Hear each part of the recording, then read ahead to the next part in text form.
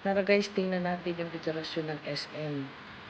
Every event, katulad ng mga Pasko, February, may mga meron silang nilalaan mga decoration sa kanilang mall. So, tingnan natin, silipin natin sa loob. Ito naman ngayon, ang ano nila, mga halaman. So, mga display nila halaman, pwede kang bumili ng mga halaman nila. So, tingnan natin, pasukin natin sa loob. Tara, pasukin natin sa loob. Yung bridge na yan, bawal po dyan mag-step na alagay na bawal mag-step dyan kasi malan yan.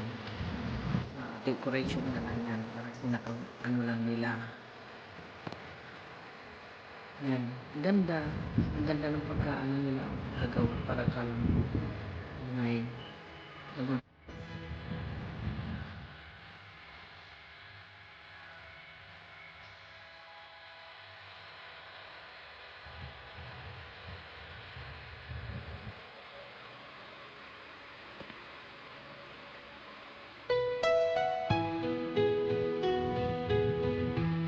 yan po yung design nila kapag may mga event dito.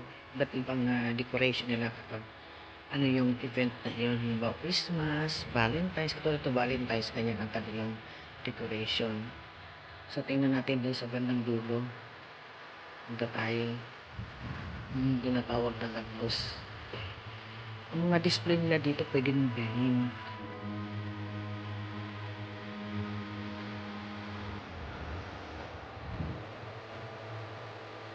Ayan, ba't ibang klaseng cactus po yan.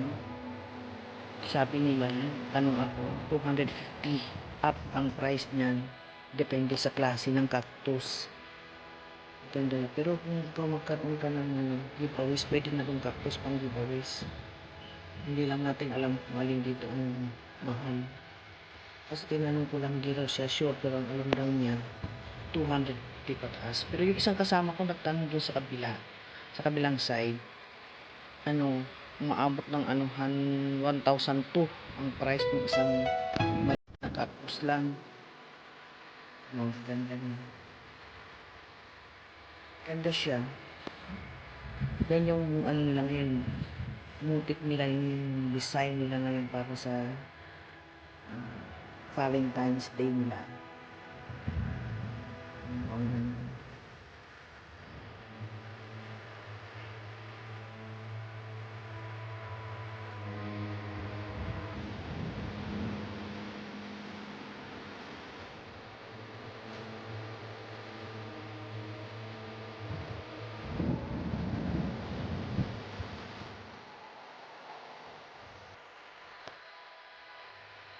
Ang ganda ng ano. Na meron din silang ganyan. Puro green. Green at red.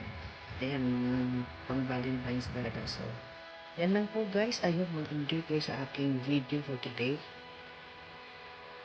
Cactus for Valentine's. Ayan.